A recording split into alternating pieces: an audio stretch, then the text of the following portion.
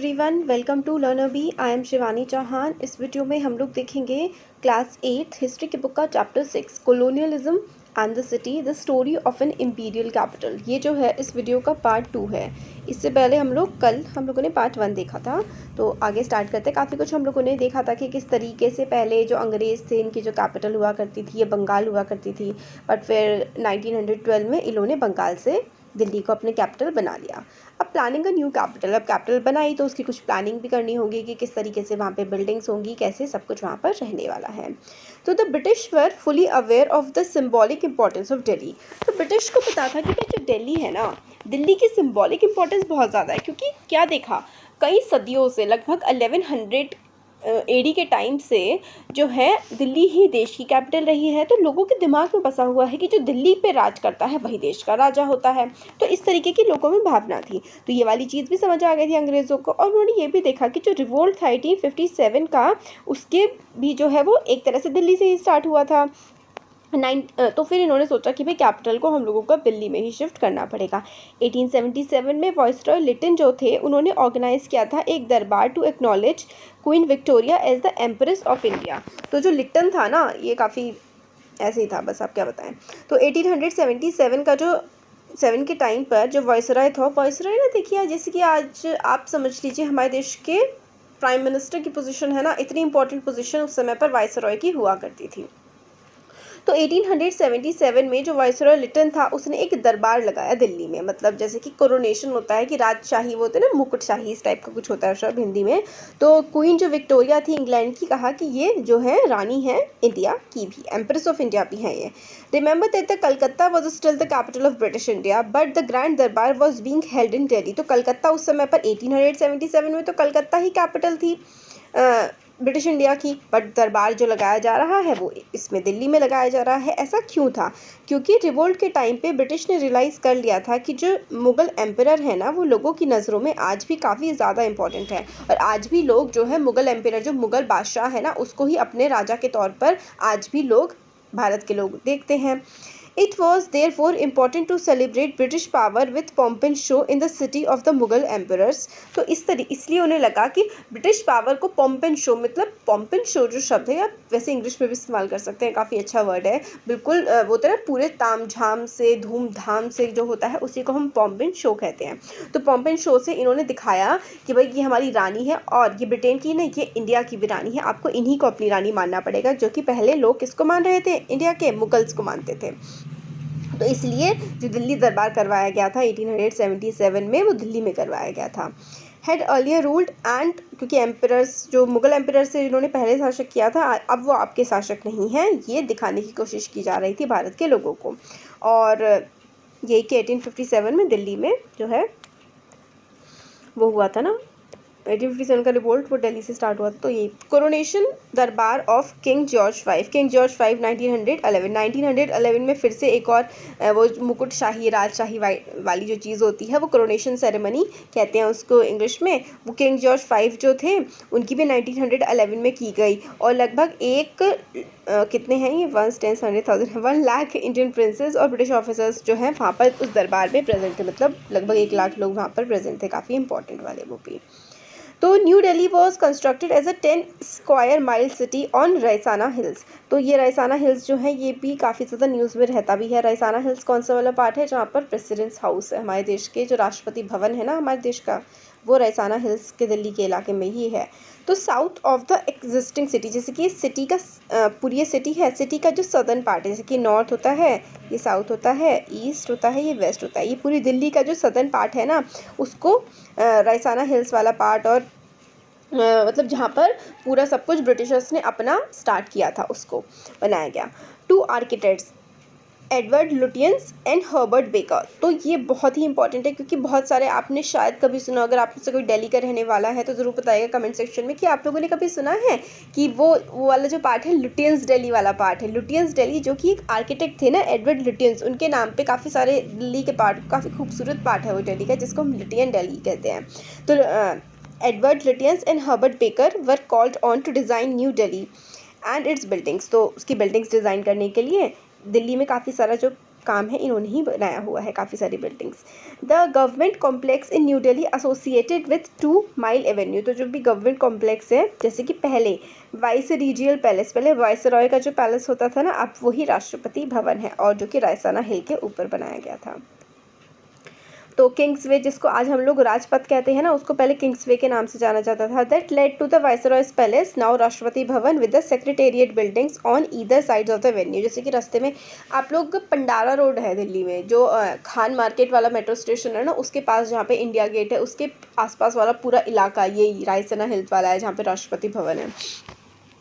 With secretariat building on either side of a venue, the features of these government buildings were borrowed from different periods of India's imperial history. तो जो यहाँ पे buildings बनाई गई, जैसे कि राष्ट्रपति भवन, और भी बहुत सारे राष्ट्रपति के वहाँ जो काम करते हैं लोग, उनके सेक्रेटरीज़ के हाउसेस वगैरह बहुत कुछ बनाया गया था वहाँ पर। उस समय तो वाइसरॉय के लिए बनाया गया था, अब राष्ट्रपति भवन है वो। तो बहुत जो डिज़ाइन बनाए गए थे ना, तो वो इंडिया की हिस्ट्री से भी लिए गए थे। इंडिया के जो राजा रजवाड़े वगैरह जिस तरीके से महल बनाते थे, उससे भी लिया गया था। और काफ़ी क्लासिकल ग्रीस, जो ग्रीस देश है ना, वहाँ पे जो वहाँ का जो आर्किटेक्चर था, उससे भी काफ़ी ज़्यादा इसमें हेल्प ली गई थी।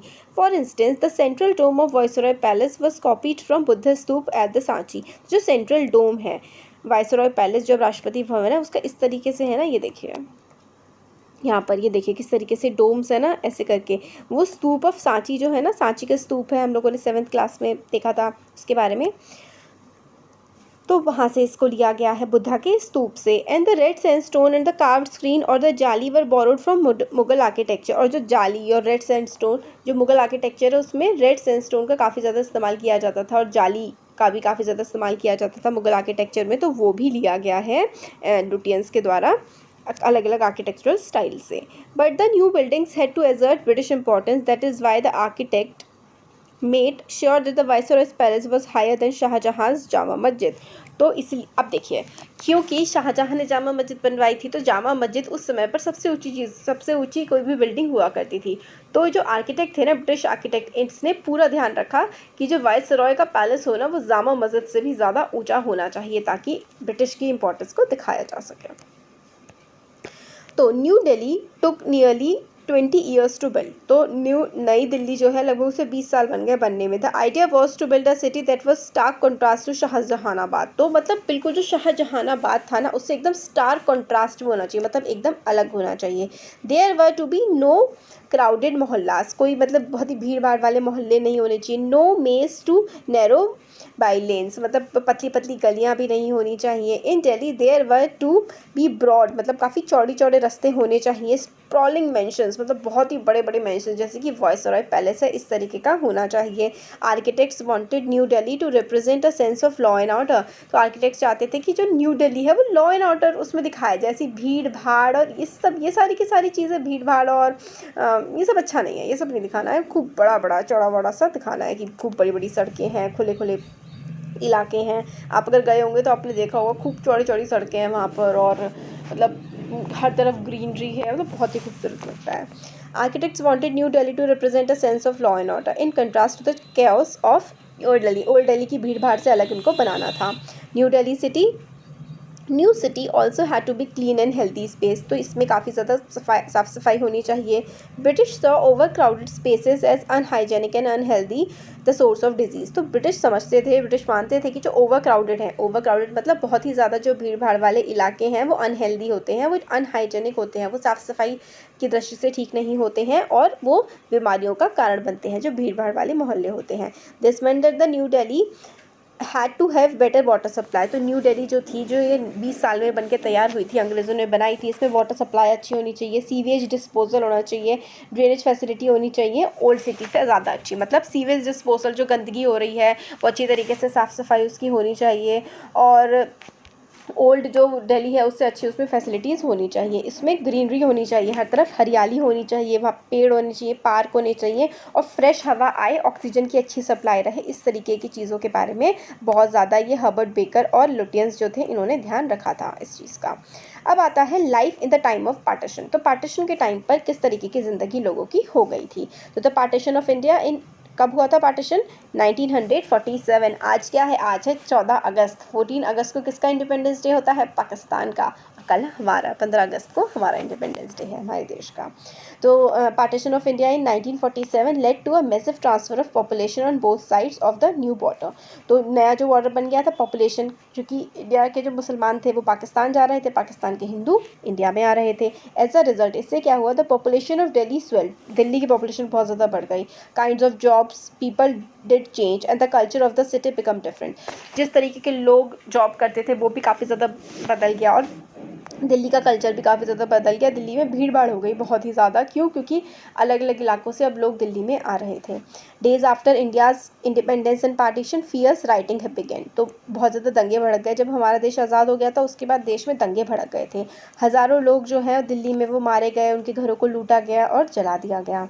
और streams of Muslim left Delhi for Pakistan. बहुत सारे मुसलमान जो थे जो दिल्ली में रह रहे थे वो पाकिस्तान गए, और काफ़ी सारे जो सिख और हिंदू हैं वो पाकिस्तान से इंडिया में आ रहे थे। रेफ्यूजीज़ होते हैं वो लोग जो अपना देश छोड़कर किसी दूसरे देश में जाते हैं। रेफ्यूजीज़ जो है वो स्ट्रीट्स में घूम रहे थे शाहजहानाबाद की, ताकि उन्हें शायद कोई खाली घर मिल जाए जिसको वो मतलब जिसमें वो रह लें जा करके।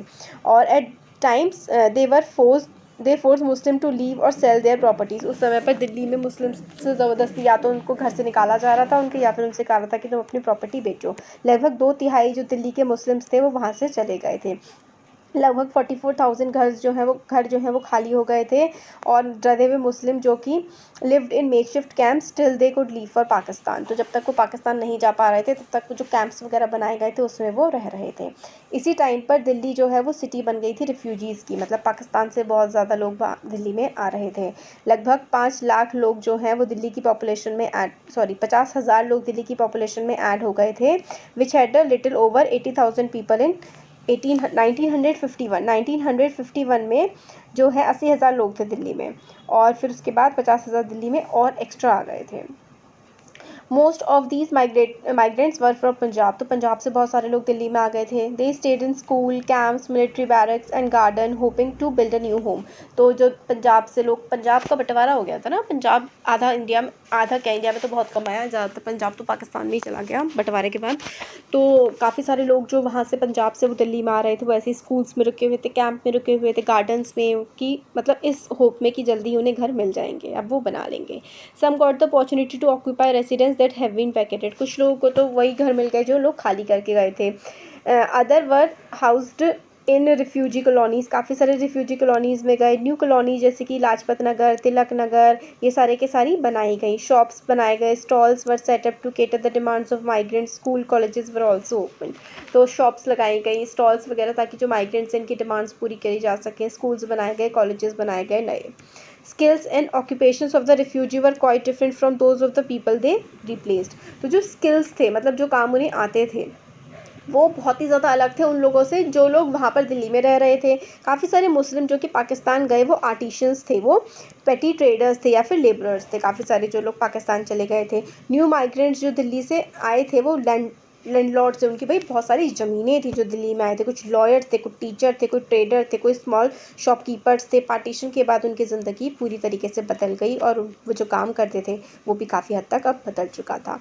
दे had to take up new jobs as hawker, vendor, carpenter, iron smiths. Many however prospered in their new business. तो काफ़ी मतलब पहले वो जो काम कर रहे थे उससे काफ़ी ज़्यादा अलग काम उन्हें करना पड़ा, और ज़्यादातर लोग, काफ़ी सारे लोग ने अपना अच्छे से काम चला लिया, काफ़ी अच्छी ज़िंदगी वो जीने लगे थे।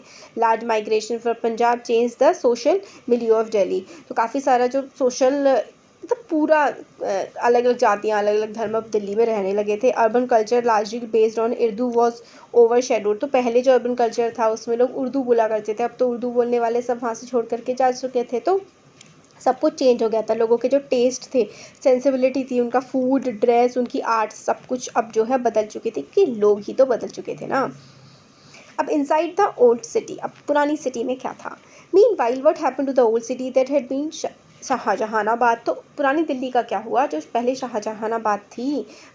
In the past Mughal Delhi's famed canals had brought not only fresh drinking water to homes but also for other domestic uses। तो देखिए जो शाहजहानाबाद में जो कनाल्स थे, कनाल्स होती हैं ऐसी आर्टिफिशियल नदियाँ टाइप की, समझ लीजिए आप, वो पहले घरों में पानी लेकर के आया करती थी और काफ़ी पानी की पूर्ति किया करती थी। This excellent system of water supply and drainage was neglected in the 19th century. और जितना अच्छा ड्रेनेज का सिस्टम था कि पानी घर से निकल रहा है, पानी घर में आ भी रहा है, इस सिस्टम को निगलेक्ट कर दिया गया 19th सेंचुरी में जब अंग्रेज़ देश में आ गए थे।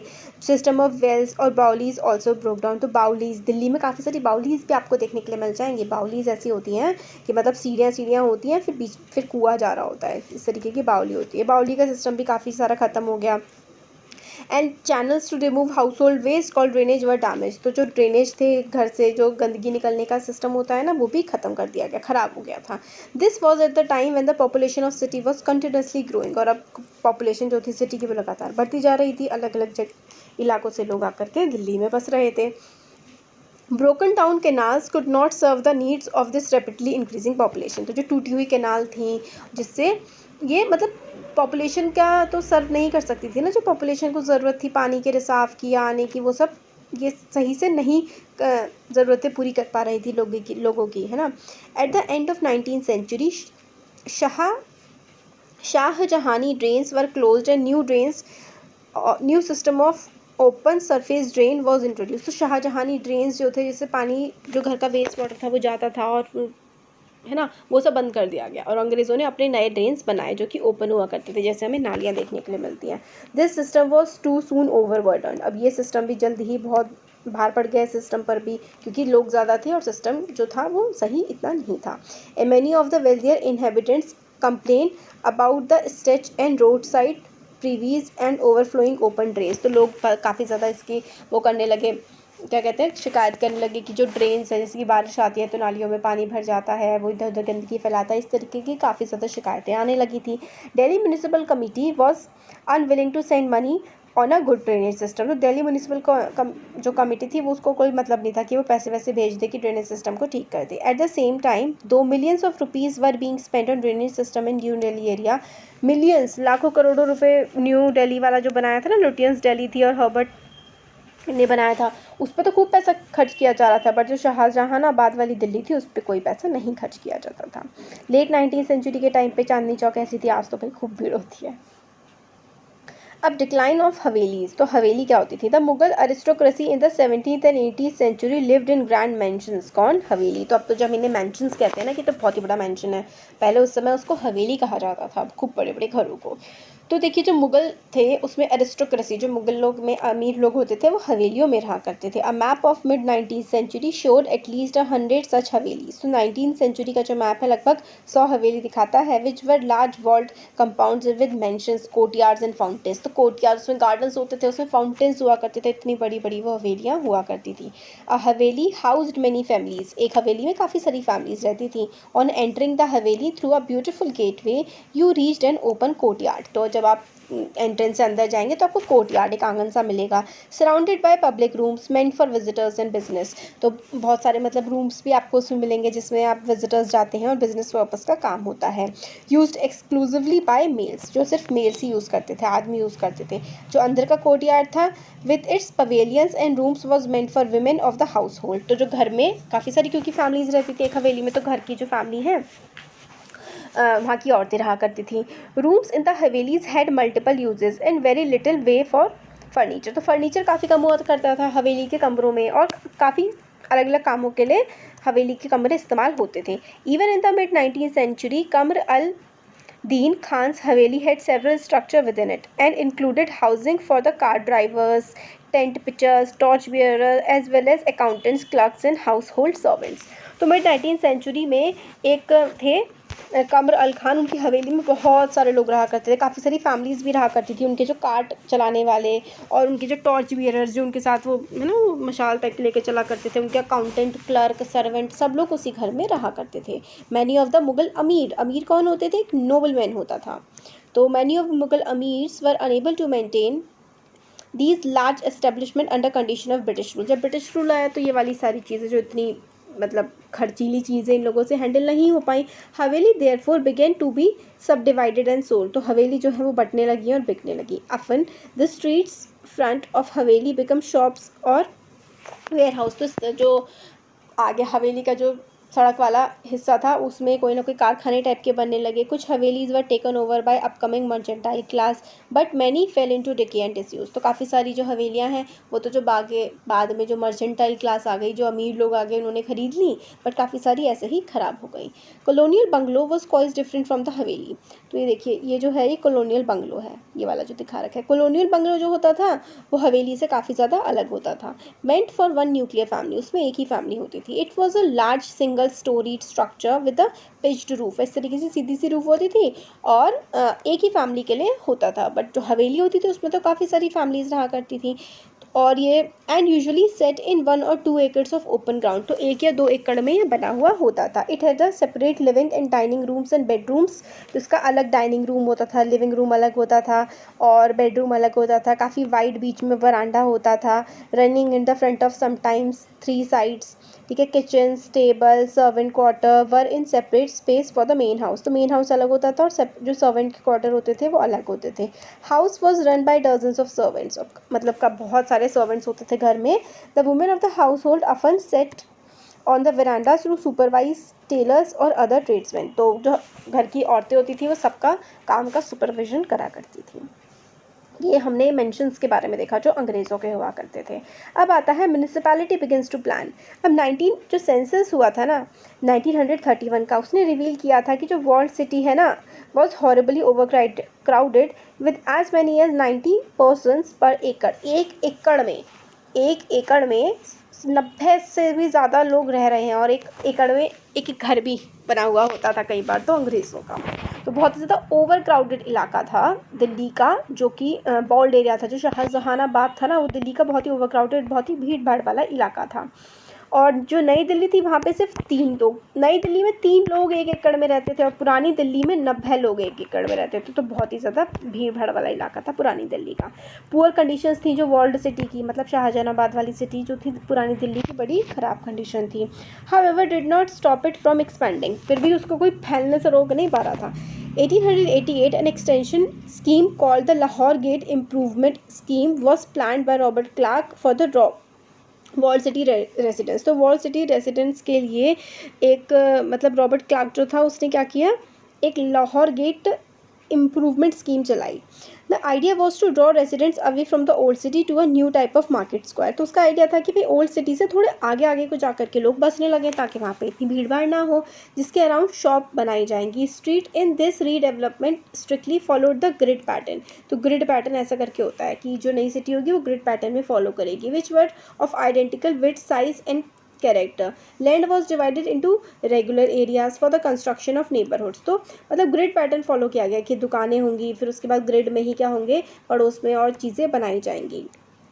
तो ये Clarkganj as the development was called remained incomplete and did not help to decongest the old Delhi, तो जो नया, क्योंकि रॉबर्ट क्लार्क ने वो आइडिया दिया था तो क्लार्कगंज करके बनाया गया इलाका, या जैसे कि मैक्लोडगंज और काफ़ी सारे इलाके होते हैं ना, तो ये इनकम्प्लीट सा रहा और दिल्ली को थोड़ा भीड़ भाड़ कम करने में हेल्पफुल नहीं रहा।